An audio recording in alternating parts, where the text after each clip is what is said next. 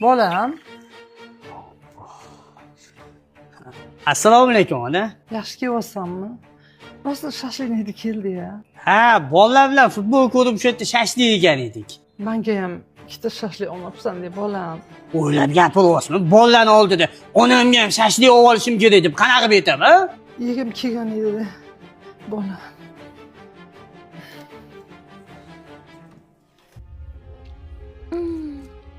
Mazam. Ishqilib, radalga tushib qolmadingizmi?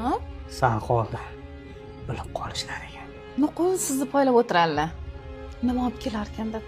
Lekin bildirmasdan olib kelasiz. Mayli, qo'y. Bola tez yeb olgan, hidi chiqib ketmasdan.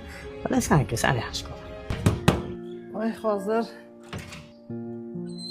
Assalomu alaykum Nasiba opa. Yaxshi o'tiribsizlarmi? Voy, va alaykum assalom. Keling Nodirjon. Uyda shashlik qilgan edik.